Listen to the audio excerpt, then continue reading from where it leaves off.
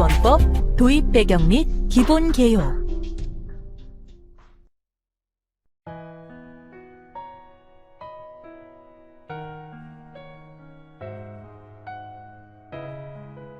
저는 초등학교에서 근무하고 있는 학교 사회복지사입니다. 한낮에 무더위가 기승을 부리던 어느 여름날, 땀에 젖은 옷을 갈아입지도 못하고 학교에 매일 등교하는 3학년 A양을 처음 만나게 되었는데요. 밝은 아이였지만 학용품이 제대로 구비되지 못하고 매일 똑같은 의복과 신발 차림으로 등교하는 모습이 관찰되어 혹시 집안 형편이 어려운 건 아닌지 염려가 되었습니다. 가정 방문을 통해 A양의 상황을 좀 더 살펴보니 A양은 몇 달 전 사고로 갑작스럽게 어머니를 여의고 아버지와 단둘이 어렵게 살아가고 있었습니다. A양의 아버지는 일용 근로로 간신히 소득 활동을 하고 있었지만 밀린 월세와 공과금, 곰팡이가 가득한 주거 환경 속에서 어디에 도움을 요청해야 할지 막막했다고 합니다. 이런 A양의 가족들을 도울 수 있는 방법이 없을까 고민하던 중에 마치 반가운 이정표처럼 제 눈에 들어온 포스터가 하나 있었습니다. 그것은 바로 교내 게시판에 부착되어 있던 긴급복지지원제도 홍보 포스터였습니다. 관할 시, 군, 구청 긴급복지 담당 부서로 전화를 걸게 되었고 그렇게 긴급지원 담당 공무원에게 A양 가족의 상황을 전달하게 되었습니다. 교내에 부착된 긴급복지지원제도 홍보 포스터를 보고 연락드렸습니다. 긴급복지지원이 필요해 보이는 학생이 있는데 혹시 지원이 가능할까요? 사연을 들은 담당 공무원은 직접 A양의 아버지에게 연락을 취해 상담을 시작했습니다. 그렇게 한 달가량이 지났을까요? A양의 아버지께서 학교로 찾아오셔서는 눈물이 글썽한 눈으로 고맙다고 하셨습니다. 저의 도움으로 긴급복지 지원을 받게 될 수 있었다고 하시면서요. 긴급 생계지원, 주거지원뿐만 아니라 A양은 교육지원도 받을 수 있었습니다. 담당 공무원 선생님이 국민기초생활보장급여도 신청할 수 있게 도와주셔서 지금은 그 결과를 기다리고 있는 중이라고 하셨습니다. 제가 신고한 가족이 이렇게 긴급복지 지원 제도를 통해 어려운 상황을 이겨내고 다시 일어서는 모습을 보니 학교 사회복지사로서의 보람과 사명감도 다시금 되새길 수 있었습니다.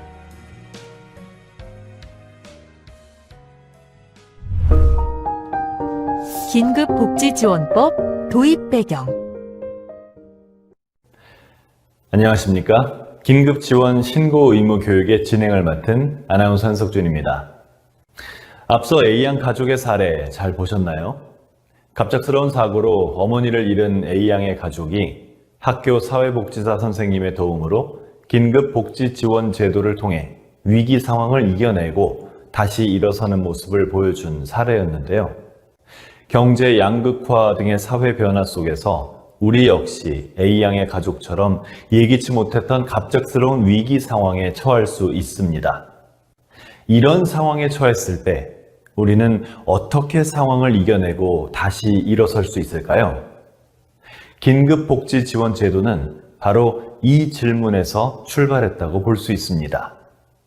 소득 상실, 질병 등과 같이 갑작스러운 위기 상황이 발생했을 때 도움을 청하고 필요한 지원을 받을 수 있는 제도를 마련하기 위해 2005년 12월 23일에 긴급복지지원법이 제정되어 2006년 3월 24일부터 시행됐는데요. 대구 불로동 어린이 사건, 송파 세모녀 사건 등은 긴급복지지원 제도가 도입되고 변화되는 계기가 됐습니다. 이렇게 긴급복지지원 제도는 지역사회의 각종 복지 자원을 활용해 위기 상황에 처한 사람을 조기에 찾을 수 있는 체계를 갖추고 이들에게 필요한 지원을 신속하게 실시하며 기존의 공공부조제도나 사회복지 서비스와 연계되도록 하기 위해 도입되어 변화 발전하며 현재의 모습을 갖추게 됐습니다. 긴급복지지원제도란? 그럼 이렇게 도입된 긴급복지지원제도란 어떤 제도인지 그 목적과 기본 원칙에 대해 좀 더 자세히 알아보도록 할까요?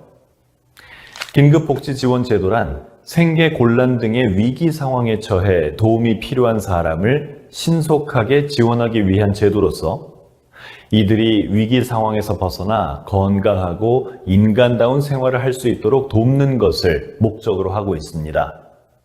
이러한 제도의 목적에 따라 긴급복지지원법 제3조에서는 긴급복지지원의 기본 원칙을 규정하고 있습니다. 원칙 1. 위기 상황에 처한 사람에게는 일시적으로 신속하게 지원합니다. 따라서 위기 상황에 처한 사람이 긴급복지지원을 요청하거나 긴급복지지원이 필요한 사람을 발견한 사람의 신고가 있는 경우 대상자의 거주지를 관할하는 시, 군, 구 긴급지원 담당 공무원은 지체 없이 현장 확인을 통해 위기 상황 발생과 생계 곤란 상황 등을 포괄적으로 판단해 지원 여부 및 지원의 종류 등을 결정합니다. 그리고 사후 조사를 통해 지원의 적정성을 심사하게 됩니다.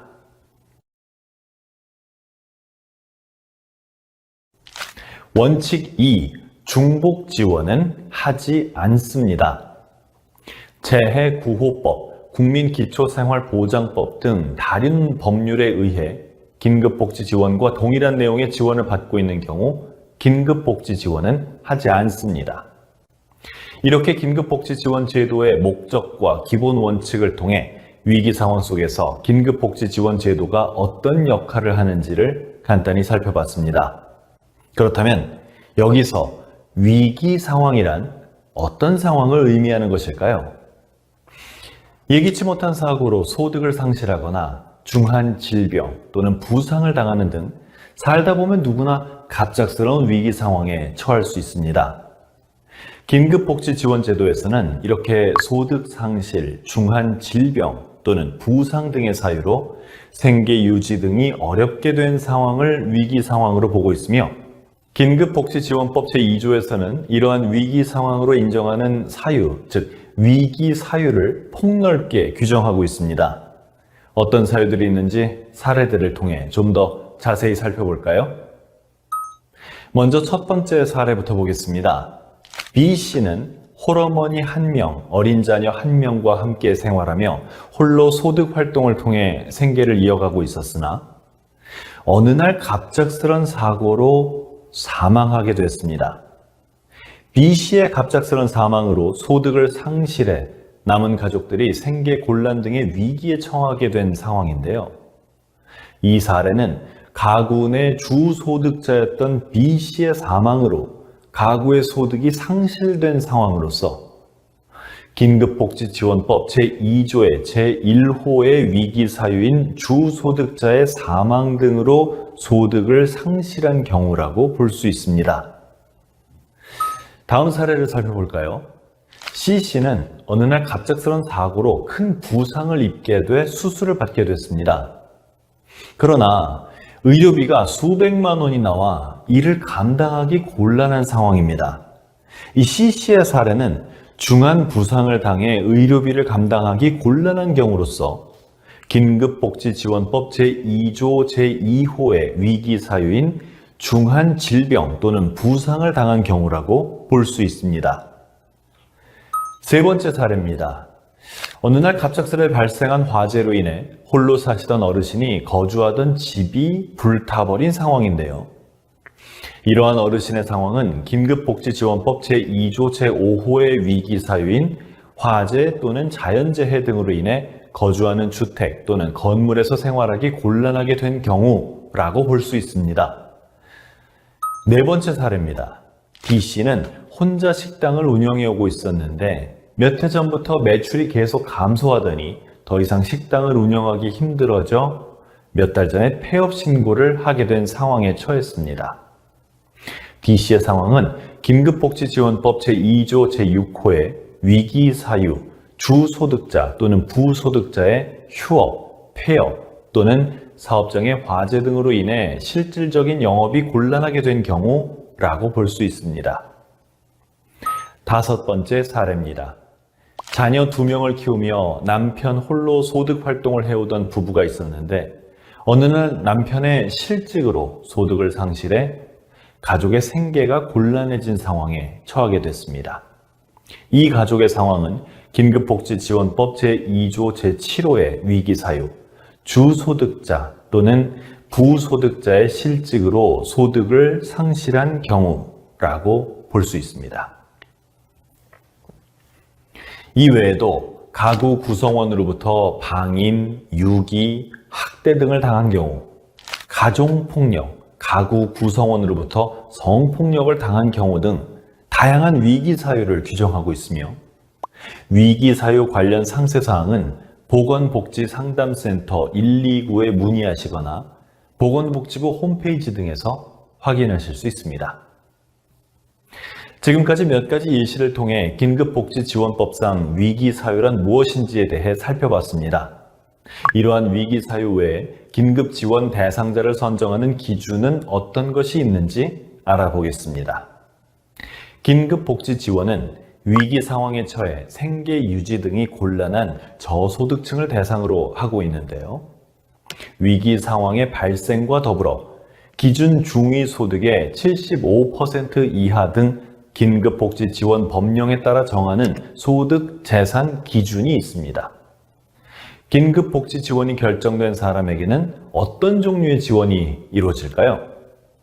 긴급복지 지원의 종류에 대해 함께 알아보겠습니다. 긴급복지 지원 제도에서는 생계 지원, 의료 지원, 주거 지원, 사회복지시설 이용 지원, 교육 지원, 그 밖에 연료비, 해산비, 장제비, 전기요금을 지원하고 있습니다. 구체적인 지원 종류별 지원 내용은 다음과 같습니다.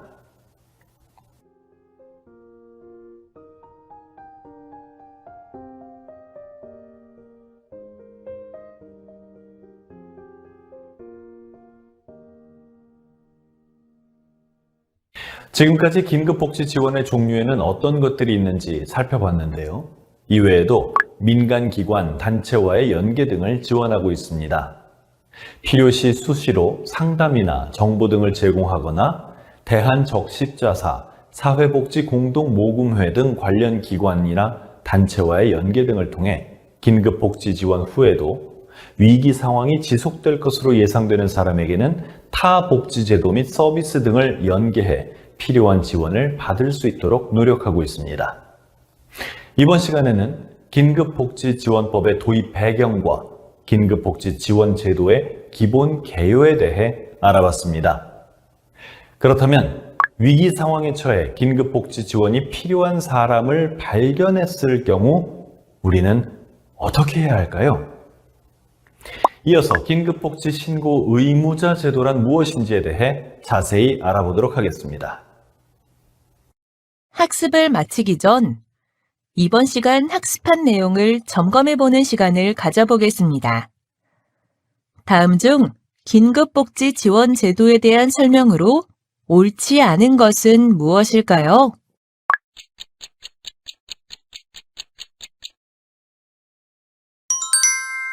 정답은 2번. 지원 요청 또는 신고가 있는 경우 현장 확인을 통해 30일 내에 지원 여부를 결정한다. 입니다.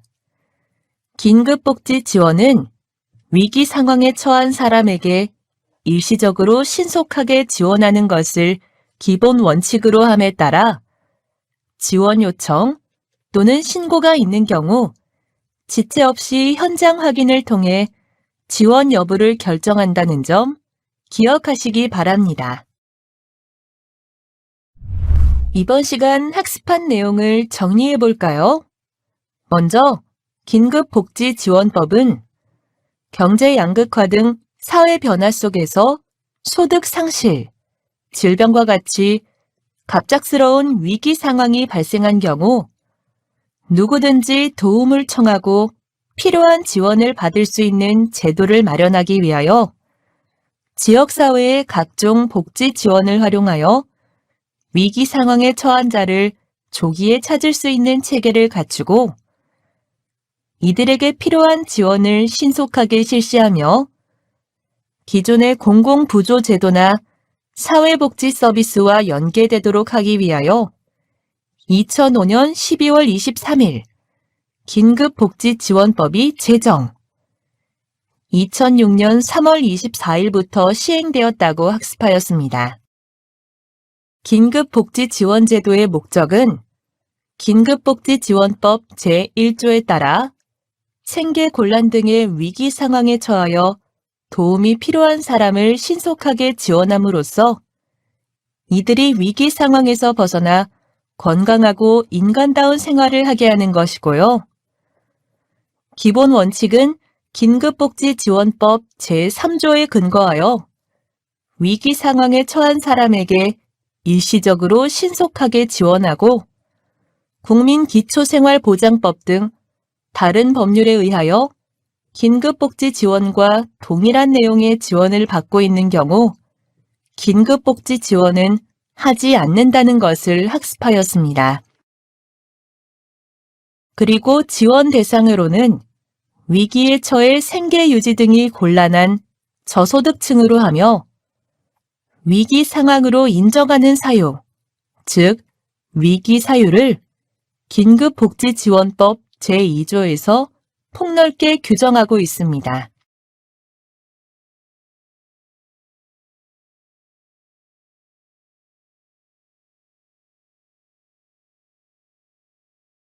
소득 재산 기준은 기준 중위소득의 75% 이하 등 긴급복지 지원 법령 등에 따르고요. 지원의 종류는 생계지원, 의료지원, 주거지원, 사회복지시설 이용지원, 교육지원, 그 밖의 지원인 연료비, 해산 장제비, 전기요금이 있다는 것도 학습하였으니 이번 시간에 학습한 내용을 잘 기억하시기 바랍니다.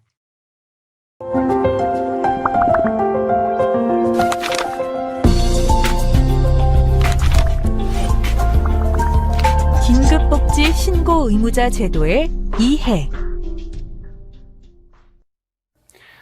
지난 시간에 함께 봤던 A양 이야기 기억하시나요? 갑작스레 어머니를 잃고 생활이 어려워진 A양의 가족이 긴급복지지원 제도를 통해 위기 상황을 이겨내고 다시 일어서는 모습을 볼 수 있었는데요. A양의 가족이 이렇게 다시 일어설 수 있었던 것은 다름 아닌 학교 사회복지사 선생님의 신고가 있었던 덕분입니다. 이렇게 긴급복지지원 제도에서 신고는 위기 상황에 처한 사람을 조기에 발견해 이들에게 필요한 지원이 신속하게 이루어질 수 있도록 하는데 매우 중요한 역할을 합니다. 만약 여러분이 주변에서 A양의 가족처럼 위기 상황에 처한 이웃을 발견하셨다면 어떻게 하시겠습니까? 이번 시간에는 긴급복지 신고 의무자 제도의 전반적인 내용에 대해 알아보겠습니다. 긴급복지 신고 의무자 제도란? 그럼 본격적으로 긴급복지 신고 의무에 관한 법령을 통해 긴급복지 신고 의무자 제도에 대해 알아보겠습니다. 먼저 긴급복지지원법 제7조 제2항에서는 누구든지 긴급지원 대상자를 발견한 경우에는 관할 시장, 군수, 구청장에게 신고해야 한다고 규정하고 있습니다. 즉, 누구나 긴급복지 지원이 필요한 대상자를 발견한 경우 관할 시장, 군수, 구청장에게 신고할 의무가 있음을 보여주고 있는 것이죠. 이어 제3항에서는 신고 의무자는 진료, 상담 등 직무 수행 과정에서 긴급 지원 대상자가 있음을 알게 된 경우 관할 시장, 군수, 구청장에게 이를 신고하고 긴급 지원 대상자가 신속하게 지원받을 수 있도록 노력할 의무가 있음을 규정하고 있습니다. 그렇다면 긴급복지지원 법령에 따른 긴급복지 신고 의무자에 대해 구체적으로 살펴볼까요? 의료기관의 종사자, 유치원 또는 학교 교직원, 사회복지시설 종사자, 공무원, 장애인 활동지원기관 종사자, 학원 및 교습소 직원, 건강가정센터 종사자, 청소년 시설 등의 종사자, 청소년 보호재활센터 종사자, 평생교육기관 종사자, 이장, 통장, 별정우체국 직원, 새마을 지도자, 부녀회장, 보건복지 분야나 민원 관련 업무 종사자 등 다양한 분야의 신고 의무자가 포함되어 있음을 알 수 있습니다. 신고 의무자에게는 신고 의무 외에도 교육 이수의 의무도 있습니다. 긴급복지지원 법령에 따르면 긴급복지 신고 의무자가 소속된 기관, 시설 등의 장은 매년 1시간 이상 소속 긴급복지 신고 의무자에게 신고 의무 교육을 실시해야 함을 규정하고 있는데요. 이러한 신고 의무 교육의 목적은 신고 의무자의 긴급복지 지원 제도에 대한 인지도를 높이고 위기 상황에 처한 사람들에게 신속한 보호가 이루어질 수 있도록 사회적 협력 체계를 갖추기 위함입니다. 도움받을 수 있나요? 라는 한마디를 하기까지 우리가 생각하는 것 이상으로 많은 용기가 필요할 수 있습니다. 그래서 갑작스럽게 닥친 위기 상황에 처해 먼저 적극적으로 도움을 요청하는 분들도 계시지만 어떤 도움을 받아야 할지 몰라서 그저 어려움을 견디고만 계시는 분들도 있을 수 있습니다. 따라서 여러분의 신고가 위기에 처해 있는 어려운 이웃들이 필요한 지원을 신속하게 받음으로써 위기 상황 속에서 안정을 되찾고 더 큰 어려움을 예방할 수 있는 한 줄기 빛이 될 것입니다. 긴급지원 대상자 발견 시 신고 방법. 지금까지 긴급복지 신고 의무자 제도를 통해 신고 의무자 제도의 목적, 신고 의무자의 범위, 신고의 필요성 등에 대해 알아봤습니다. 그렇다면 우리는 실직, 휴업, 폐업, 중한 질병 또는 부상 등의 사유로 생계곤란 등의 위기 상황에 처해 긴급복지 지원이 필요한 사람을 발견한 경우 어떻게 신고해야 할까요? 긴급지원 대상자 발견 시 신고 방법에 대해 알아보겠습니다. 우선 긴급복지 지원이 필요한 사람을 발견하셨다면 대상자의 거주지를 관할하는 시, 군, 구청, 면, 동, 긴급복지 지원 담당 부서로 신고하실 수 있습니다. 각 시군 구청에는 긴급복지 지원 요청 시 현장 확인 및 지원 여부 등을 결정하는 긴급 지원 담당 공무원이 있는데요. 직접 시군 구청에 방문하셔서 긴급 지원 담당 공무원에게 신고 대상자의 상황을 전달해 주셔도 되며 유선으로도 신고가 가능합니다. 담당 공무원의 연락처는 각 시군 구청별 홈페이지 등을 통해 확인하실 수 있으니 참고하시기 바랍니다. 가까운 읍면동 행정복지센터를 통해서도 방문, 유선 등의 방법으로 신고가 가능합니다. 보건복지상담센터를 통해서도 신고가 가능합니다. 보건복지상담센터는 긴급복지지원법에 따른 긴급지원 담당 기구로서 365일 24시간 긴급복지 지원에 대한 상담 서비스를 제공하고 있습니다. 전국 어디에서든 국번 없이 129로 연락하시면 신고 접수가 가능하니까요. 직무 수행 과정에서 또는 언제든 위기 상황에 처해 어려움을 겪는 이웃을 발견하셨다면 신고 부탁드립니다. 그렇다면 긴급복지 지원이 필요한 대상자를 발견해 신고할 경우에는 어떤 정보를 알려줘야 할까요? 첫째, 대상자가 처한 위기 상황입니다. 대상자가 어떤 상황에서 어떤 어려움을 겪고 있는지 대략적으로 대상자의 현재 위기 상황에 대한 정보를 알려주시면 됩니다. 바로 이렇게요. 우리 동네에 예전에는 일도 열심히 하고 성실히 잘 살던 청년이 있었는데 무슨 일인지 요즘 얼굴을 볼 수가 없어요. 걱정돼서 집에 찾아가 봐도 텅 인기척도 없고 월세도 못 내는 것 같고. 한번 방문해 주실 수 있을까요?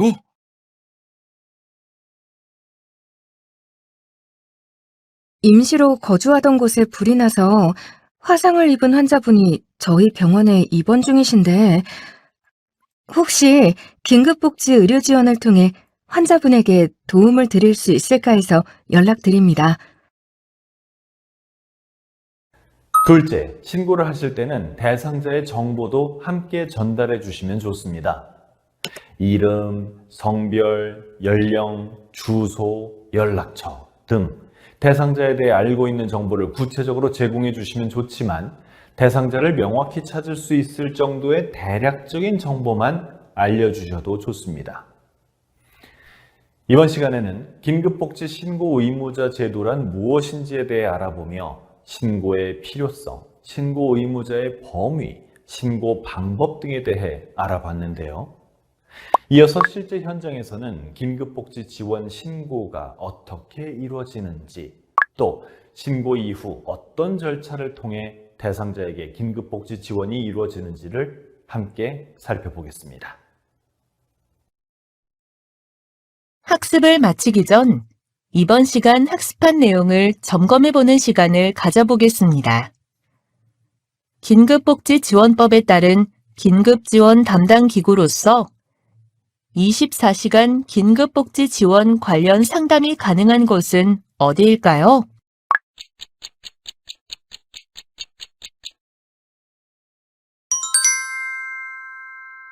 정답은 1번. 보건복지상담센터입니다. 보건복지상담센터는 긴급복지지원법 제11조에 따른 긴급지원 담당 기구로서 위기 상황에 처한 사람에게 상담, 정보 제공 및 긴급지원 기관으로의 연계 등을 담당하고 있으니 상담이 필요한 분이시라면 전국 어디에서든 국번 없이 129로 연락하시면 됩니다. 이번 시간 학습한 내용을 정리해 볼까요? 먼저 긴급복지 신고 의무자 제도는 긴급복지지원법 제7조에 근거하고 그 내용에 따르면 신고 의무자는 진료, 상담 등 직무 수행 과정에서 긴급지원 대상자가 있음을 알게 된 경우에는 관할 시, 군, 구청장에게 이를 신고하고 긴급지원 대상자가 신속하게 지원받을 수 있도록 노력해야 한다고 하고 있습니다. 누구든지 긴급지원 대상자를 발견한 경우에는 관할 시장, 군수, 구청장에게 신고하여야 합니다. 특히 의료기관의 종사자, 유치원 또는 학교 교직원, 사회복지시설 종사자, 공무원, 장애인 활동 지원기관 종사자, 학원 및 교습소 직원, 건강가정센터 종사자, 청소년 시설 등의 종사자, 청소년 보호 재활센터 종사자, 평생교육기관 종사자, 이장, 통장, 별정 우체국 직원, 새마을 지도자, 부녀회장, 보건복지 분야나 민원 관련 업무 종사자 등은 진료, 상담 등 직무 수행 과정에서 긴급지원 대상자가 있음을 알게 된 경우에는 관할 시장, 군수, 구청장에게 이를 신고하고 긴급지원 대상자가 신속하게 지원을 받을 수 있도록 노력해야 한다는 것도 학습했습니다.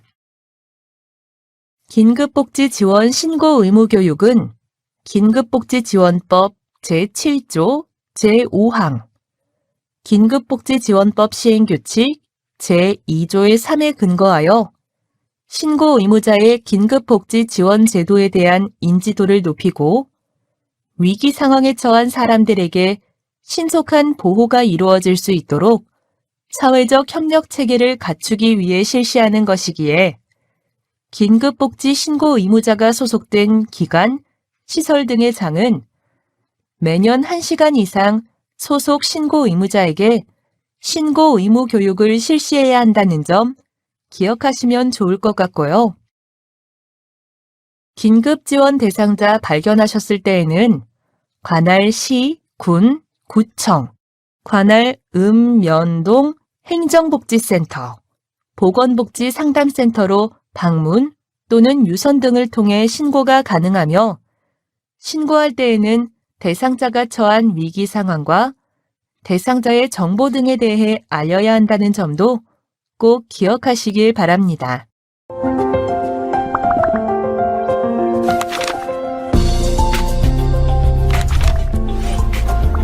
전문가와의 만남 및 신고 이후 대상자 지원 절차.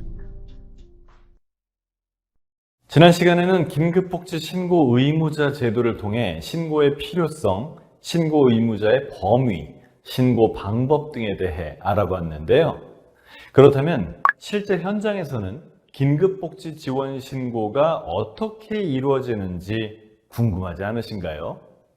이번 시간에는 전문가님을 모시고 긴급복지 신고 의무자 제도에 대한 생생한 이야기를 좀 더 들어보려고 합니다.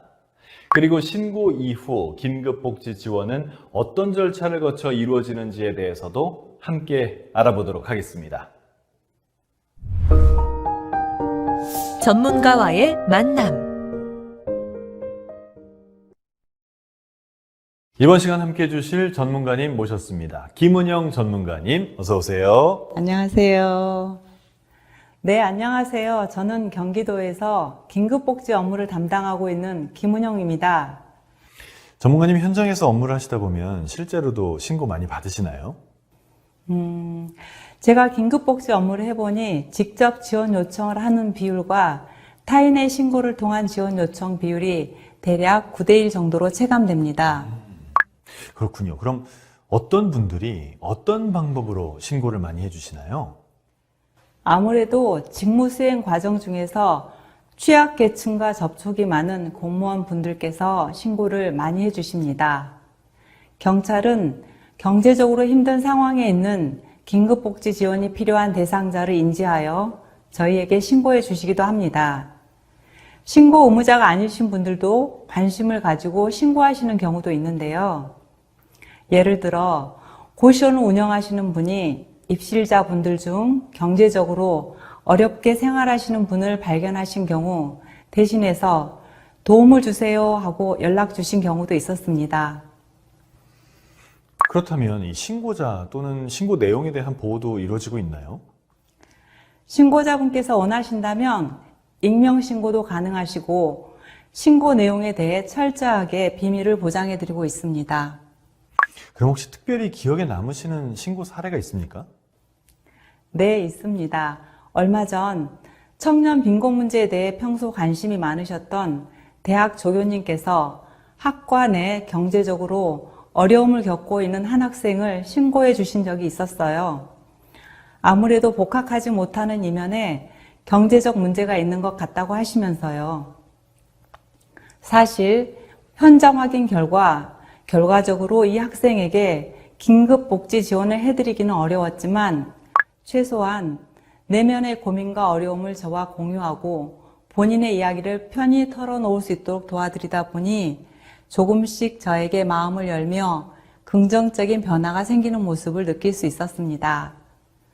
이렇게 상담을 통해 학생 본인은 물론 학생의 부모님까지 가족 전체에게 필요한 지원이 무엇일지 함께 고민해 본 결과 정신건강복지센터 등 필요한 서비스를 연계해 드릴 수 있었습니다. 면밀히 살펴 적극적으로 도움을 주시는 분들의 관심과 신고 정말 감사하네요. 네, 충분한 관심을 통해 주변에 어려움을 겪고 있는 이웃을 발견해 주시고 저희에게 도움을 달라고 연락까지 주셔서 얼마나 감사한지 모릅니다. 저도 공무원으로서 사회복지 업무를 하며 가족 전체에게 신뢰감과 도움을 줄 수 있다는 사실에 뿌듯함과 자긍심을 느낄 수 있었고요. 정말 뜻깊은 순간이셨을 것 같습니다. 지금까지 긴급복지 업무를 포함한 사회복지 업무를 해오시면서 많은 대상자를 만나보셨을 것 같은데요. 그렇다면 혹시 전문가님께서도 업무를 하시면서 긴급복지 지원이 필요한 대상자를 발견해서 신고해 보신 경험이 있을까요? 네, 제가 몇 년 전 고용복지 플러스 센터에 파견 근무를 나갔을 때 만났던 대상자가 가장 기억에 남는데요. 주머니에 단돈 1,000원이 있는 채로 저희에게 찾아와서 숙식이 함께 제공되는 일자리를 구할 수 없을지 상담을 요청하신 분이셨습니다. 상담을 해보니 일정한 주거가 없어 친구분 댁에 머무르시며 경제적으로 어려운 상황에 놓여 있는 분이라는 걸 알게 되었는데요. 막막한 생계로 인해 절망감에 빠져 계셨지만 쉽게 도움을 요청하지 못하시다가 저희에게 찾아오신 상황이었습니다.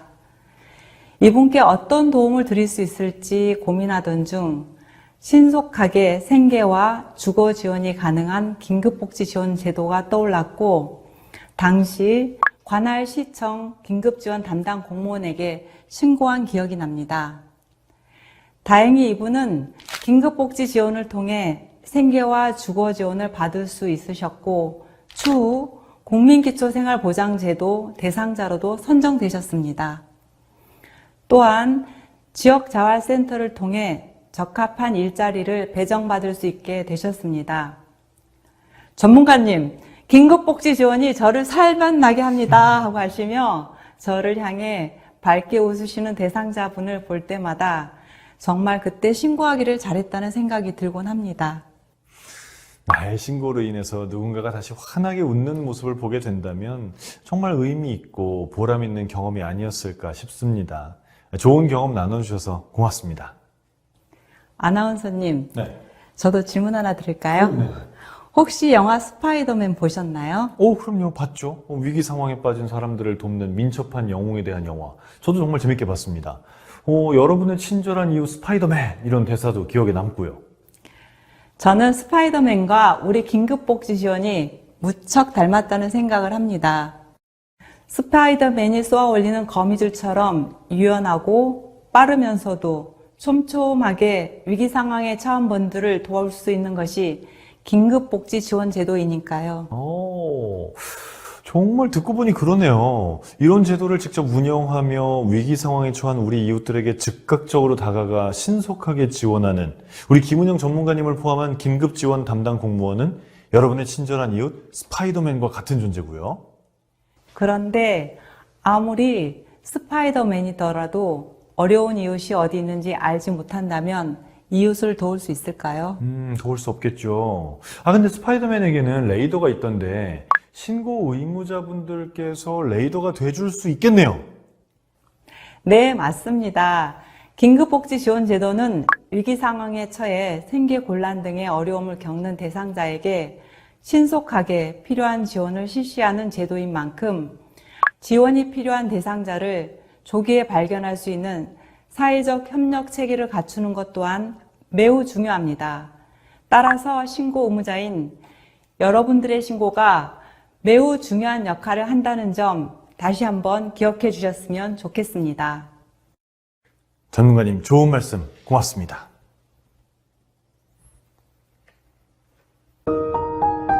신고 이후 대상자 지원 절차. 그렇다면 긴급복지 지원 신고 이후 대상자에게는 어떤 절차를 거쳐 지원이 이루어지게 될까요?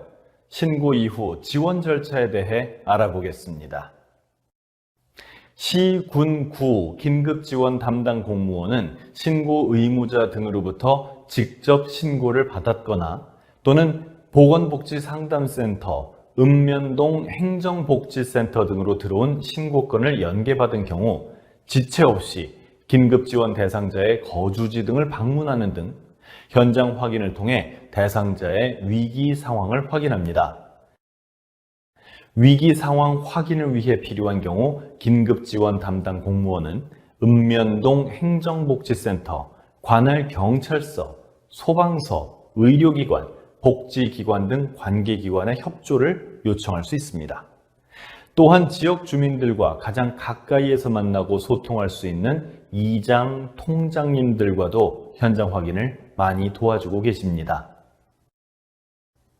이러한 현장 확인은 대상자가 처한 위기 상황 및 생계 곤란 상황 등을 면밀히 확인하기 위한 것으로 긴급복지 지원 여부 결정, 긴급복지 지원 외 국민기초생활보장제도, 통합사례관리 등 대상자의 욕구에 맞는 다양한 복지 자원 연계 등을 위한 중요한 절차입니다. 긴급지원 담당 공무원의 현장 확인을 통해 대상자의 위기 상황 및 생계 곤란 상황 등을 종합적으로 고려해 지원의 필요성이 있다고 판단되면 시, 군, 구청장은 지체 없이 지원의 종류와 내용을 결정해 필요한 지원을 실시합니다. 이렇게 신고 이후 긴급복지 지원이 어떻게 이루어지는지 함께 살펴봤는데요. 그런데 의료 지원의 경우 한 가지 더 유의하실 점이 있습니다. 특히 의료기관 등에 종사하고 계시는 분이라면 지금부터 더욱 집중해 주시기 바랍니다. 긴급 의료 지원은 중한 질병 또는 부상으로 의료비 감당이 곤란한 사람에게 각종 검사 및 치료 등 의료 서비스를 지원하는 제도인데요. 즉 중한 질병 또는 부상을 당해 긴급하게 수술이나 입원 등이 필요한 상황이지만 의료비를 감당하기 곤란한 경우 긴급의료 지원 제도를 통해 대상자가 의료기관에서 필요한 검사 및 치료 등의 의료 서비스를 제공받을 수 있도록 지원하고 있습니다. 따라서 긴급의료 지원은 퇴원 전에 지원 요청 또는 신고가 있어야 진단서 등 서류 및 현장 확인을 통해 지원 여부를 결정하게 됩니다. 추후 의료기관이 관할 시장, 군수, 구청장에게 의료 서비스 제공에 소요된 금액을 청구하면 시장, 군수, 구청장은 긴급복지지원 법령 등에 따른 금액의 범위 내에서 의료기관 등에 지급하게 되는 것이죠. 만약 종사하고 계시는 병원 등에서 긴급의료 지원이 필요한 대상자를 발견하신 경우 대상자가 퇴원 전에 지원 요청할 수 있도록 안내 또는 관할 시, 군, 구청 등에 직접 신고해 주셔야 함을 꼭 유의해 주시면 좋겠습니다. 이번 시간에는 실제 현장에서는 긴급복지 지원 신고가 어떻게 이루어지는지 전문가님과 함께 살펴봤습니다. 또 신고 이후 긴급복지 지원은 어떤 절차를 거쳐 이루어지는지 알아봤는데요. 이어서 긴급복지 지원의 실제 사례들에 대해 좀 더 풍부하게 살펴볼까 합니다. 여러 가지 사례들을 통해 위기 상황 속에서 긴급복지 지원이 어떤 역할을 하는지 함께 생생하게 살펴보도록 하겠습니다. 학습을 마치기 전 이번 시간 학습한 내용을 점검해보는 시간을 가져보겠습니다. 다음 중 긴급복지지원법에 따른 긴급지원기관은 어디일까요?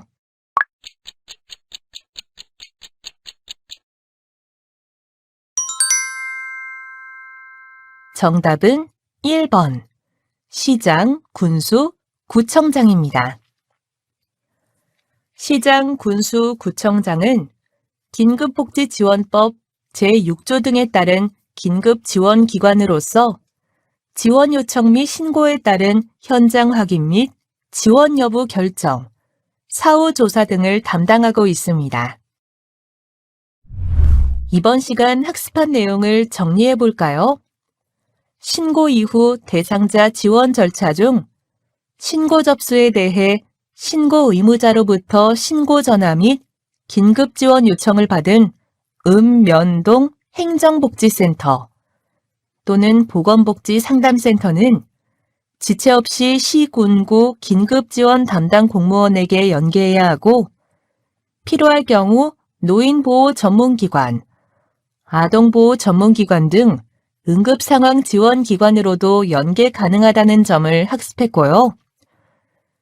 현장 확인에 대해 신고 의무자로부터 직접 신고를 받았거나 보건복지상담센터, 면동, 행정복지센터 등에서 신고건을 연계받은 긴급지원 담당 공무원은 긴급지원 대상자의 거주지 등을 방문하여 위기 상황 발생과 생계 곤란 상황 등을 종합 판단해야 한다는 점, 긴급지원 담당 공무원 외에도 면동 공무원, 경찰, 소방서 등 행정기관, 의료기관, 복지기관 등 관계기관, 지역사회보장협의체 위원, 복지통장 또는 이장 등도 현장 확인이 가능하다는 점을 기억하시면 좋을 것 같습니다. 마지막으로 지원 결정 및 지급 과정에 대해 시, 군, 구청장은 긴급지원 담당 공무원의 현장 확인 결과 지원의 필요성이 인정되는 경우 지체 없이 지원의 종류 및 내용을 결정하여 지원을 실시하고 지원이 결정된 사람에게는 지원 결정일부터 1개월 내 사후 조사를 실시하고 3개월 내 지원의 적정성을 심사한다는 점도 기억하시기 바랍니다.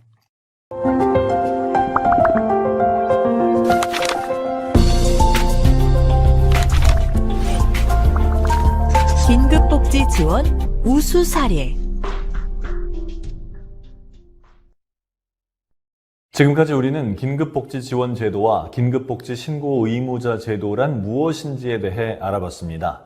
실제 각 지자체에서 긴급복지 지원 업무를 담당하시는 주무관님들께서 자신의 경험을 바탕으로 생생한 사례를 전달해 주셨습니다. 이번 시간 전문가님과 함께 긴급복지 지원의 우수 사례들을 살펴보며 긴급복지 지원 제도에 대해 더 알아가는 시간을 가져보도록 하죠.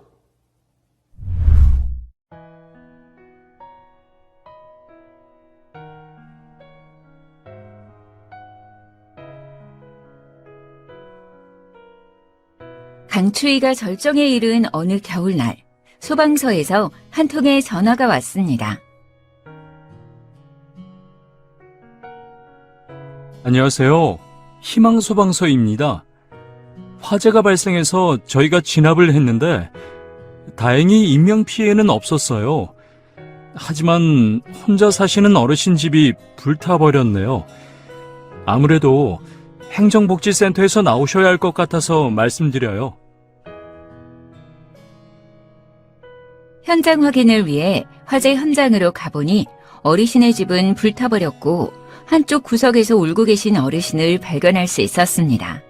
조심스레 다가가 어르신, 저는 행정복지센터 직원이에요. 괜찮으세요? 라고 말문을 열었습니다. 한순간에 집이 사라졌어요. 아무것도 챙기지 못하고 간신히 몸만 빠져나왔네요. 모든 것을 잃었고 남은 건 휴대전화와 제 몸 하나가 전부예요.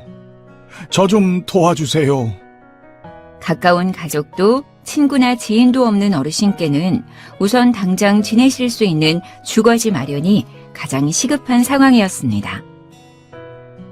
그래서 신속하게 임시 주거 지원이 가능한 긴급복지지원제도가 떠올랐고 시청 긴급지원 담당 공무원에게 전화를 걸었습니다. 안녕하세요. 희망동 행정복지센터 직원입니다. 오전에 주택 화재 피해를 입은 독거 어르신이 있는데 오늘 밤부터 당장 머무를 수 있는 집이 없는 상황입니다. 긴급 주거 지원이 가능할지 검토 부탁드립니다. 현장 확인을 통해 확인했던 어르신의 위기 상황 관련 서류 등을 준비해서 시청 담당자에게 보내드렸고 몇 시간 후 위기 상황 등 지원 기준 적합 여부를 살펴본 시청 담당자로부터 긴급 주거 지원이 가능하다는 답변을 받았습니다. 다행히도 긴급 주거 지원을 통해 어르신은 화재 피해를 입은 당일부터 임시 숙소에 머무를 수 있었습니다. 추후 시청에서는 사후 조사 등을 통해 어르신의 위기 상황과 소득 재산 상황 등을 고려하여 6개월간 긴급 주거 지원이 가능하도록 연장 결정을 해주었고 어르신께 닥친 복합적인 어려움을 해소해 드릴 수 있는 기반이 조성되었습니다. 긴급 주거 지원이 종료된 이후에도 어르신이 다시 일어설 수 있는 기반을 마련해드리고자 시청 긴급지원 담당 공무원과 우리 행정복지센터에서는 지원 가능한 다른 복지 서비스나 제도가 없는지 함께 검토해 보았습니다. 그 결과 지역사회보장협의체, 대한적십자사 등 민간기관 등을 연계하여 어르신이 필요한 생필품과 식료품 등을 지원받으실 수 있도록 도와드렸습니다. 이외에도 통합사례관리 담당 부서로 연계하여 어르신이 주거, 경제 등 필요한 지원을 받으실 수 있도록 도와드렸습니다. 정말 고마워요.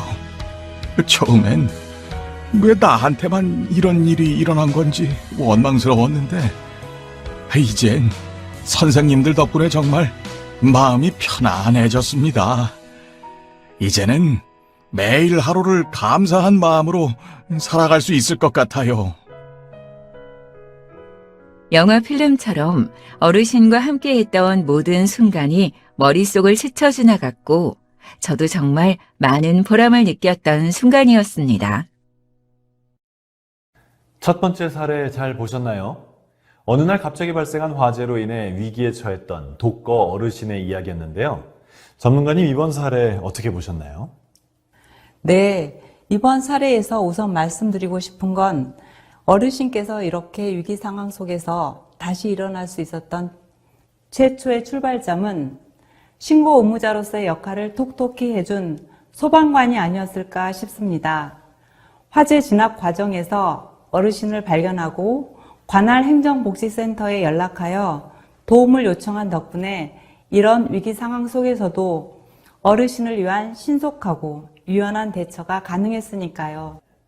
정말 신고 의무자의 역할이 정말 중요하다는 점, 저도 이번 사례를 통해 다시 한번 느낄 수 있었습니다. 그럼 우리는 이번 사례를 통해 또 어떤 점을 배울 수 있을까요? 긴급복지 지원은 그 목적과 취지에서도 알 수 있듯이 위기 상황에 처한 사람에게 필요한 지원을 신속하게 실시하고 더 큰 어려움이 발생하지 않도록 예방한다는 데 의의가 있습니다. 또한 긴급복지 지원이 종료된 이후에도 위기 상황이 계속될 것으로 보이는 경우 다른 복지 제도나 민간기관, 단체 등과의 연계를 통해 계속적으로 필요한 지원을 받을 수 있도록 노력하고 있습니다. 앞서 살펴본 어르신의 사례는 이러한 긴급복지 지원의 역할을 특히나 잘 보여주는 사례가 아니었나 싶네요. 네, 이렇게 사례를 통해 보니 긴급복지 지원 제도가 실제 위기 상황에서 어떤 역할을 하는지 좀 더 생생히 느낄 수 있는 것 같습니다. 자, 그럼 다음 사례도 함께 보시겠습니다.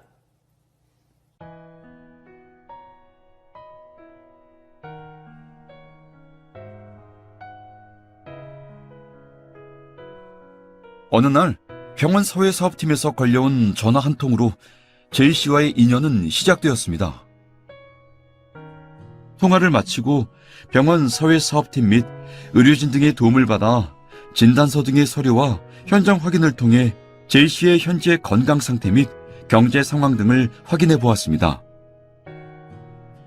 온몸에 붕대를 감고 입원해 있는 J씨는 아픈 몸에 대한 걱정보다도 당장 병원비를 지불하지 못한다는 것을 걱정하였습니다. 또한 J씨는 퇴원을 한다고 하더라도 몸이 아프니 이제 일도 할 수가 없어 당장의 생계도 막막했습니다. 이렇게 현장 확인을 마치고 J씨의 현재 위기 상황 및 소득 재산 상황 등을 종합적으로 살펴보니 J씨에게 긴급 복지 지원이 가능할 것 같다고 판단되어 긴급 복지 지원을 통해 도움을 주기로 결정하였습니다. 우선 J씨가 긴급 의료 지원 대상자로 결정되었다는 내용을 J씨와 병원 관계자분들에게 전해드렸고 다행히 긴급 의료 지원을 통해 J씨는 무사히 화상 치료를 끝까지 받고 퇴원할 수 있었습니다. 퇴원 이후 생계곤란 상황에 대비하여 국민기초생활보장제도에 생계급여를 신청할 수 있도록 도와드렸는데요. 생계급여 대상자로 선정되기까지 긴급 생계 지원을 통해 당장의 생활비를 해결할 수 있게 도와드린 덕에 J씨는 한시름 걱정을 덜고 건강 회복에 집중할 수 있었습니다. 긴급 의료 지원을 통해 수술을 받고 초기 화상 치료는 했지만 제이 씨에게는 덥고 습한 날씨에 상처가 덧나지 않도록 퇴원 후 추가적인 화상 치료가 필요한 상황이었습니다. 따라서 병원의 사회사업팀과 협력하여 민간의료재단을 통한 의료비 지원 사업 또한 연기해 드릴 수 있었습니다. 제이 씨는 부모님을 일찍 여의고 어릴 때부터 의지할 곳 없이 홀로 외로운 삶을 살아왔다고 합니다. 그런데 이번 사고를 당해 정말 막막하고 혼란스럽던 차에 긴급복지지원제도를 통해 너무나 큰 선물을 받았고 나 혼자가 아니라 힘들면 손 내밀 곳이 있다는 사실이 많은 위로가 되었다고 합니다. 따라서 자신도 다른 사람들에게 베풀면서 살고 싶다며 연신 제게 감사함을 표했습니다.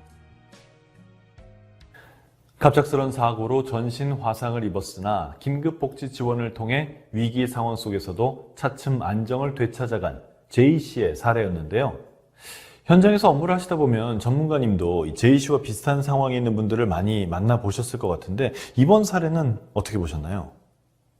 네, 저도 현장에서 업무를 하다 보면 제이 씨의 경우와 유사한 사례를 많이 접합니다. 이번 사례는 제이 씨와 같은 상황에 처한 분들이 필요한 수술이나 입원 등의 의료 서비스를 신속하게 받고 긴급한 건강상 위기 상황에서 벗어날 수 있도록 하는 것이 긴급 의료 지원 제도의 목적이라는 점을 잘 보여주는 것 같습니다.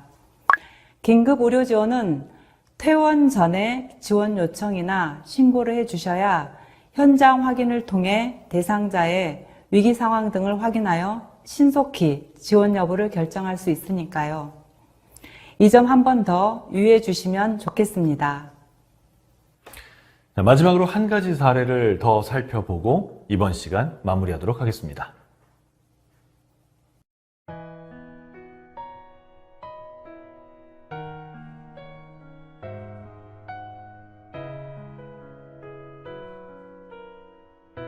어느 날 관내 지역 아동센터장님에게 전화가 왔습니다.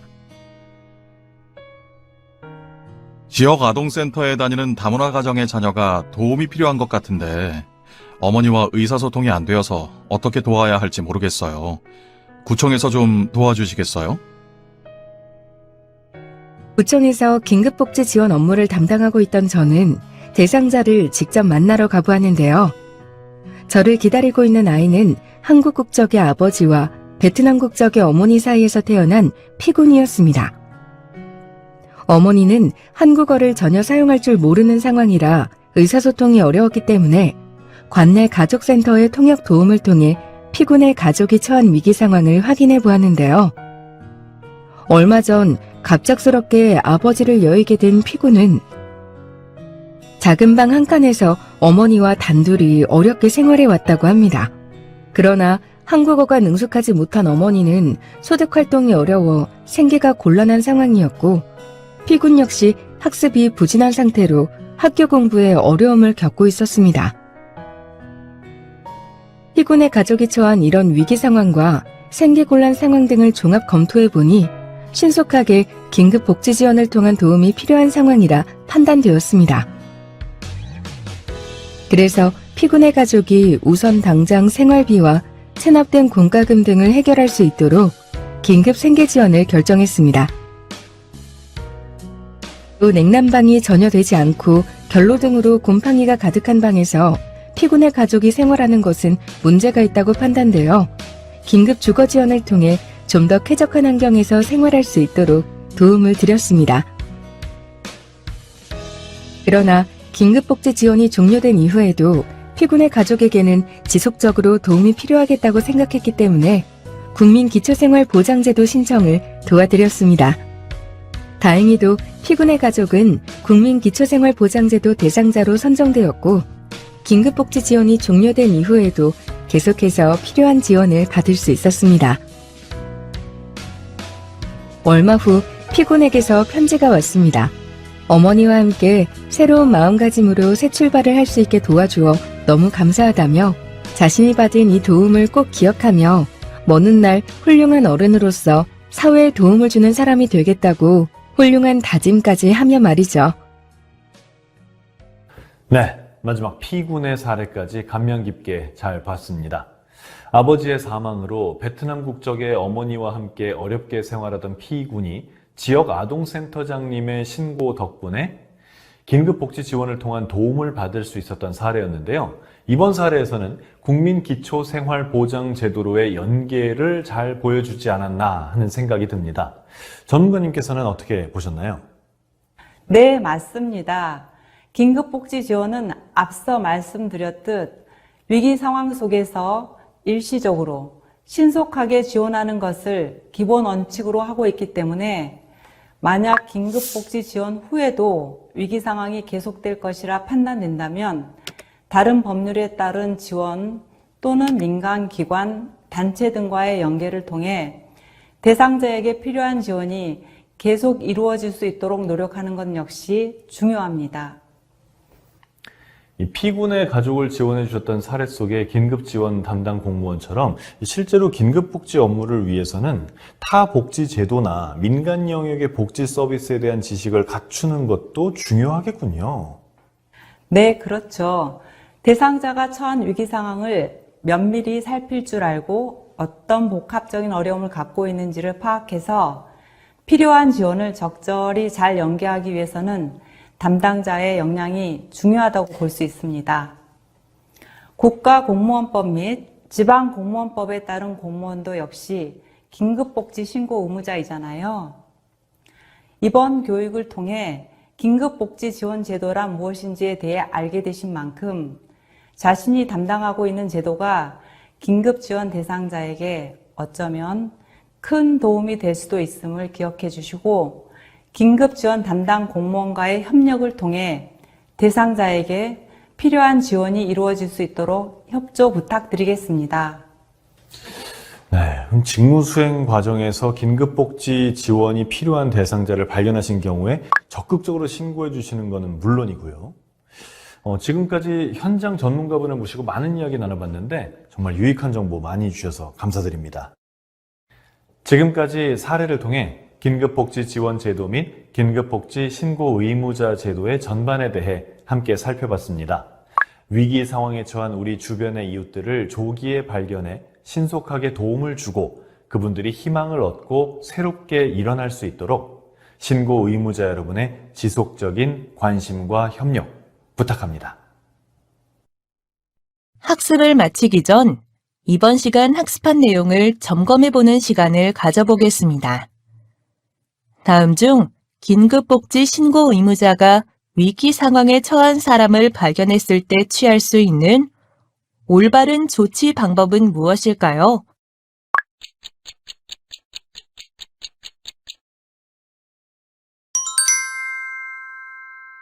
정답은 1번. 위기 상황에 처한 대상자를 발견한 경우 보건복지 상담센터 또는 관할 시, 군, 구청에 대상자의 위기 상황 등을 알린다입니다.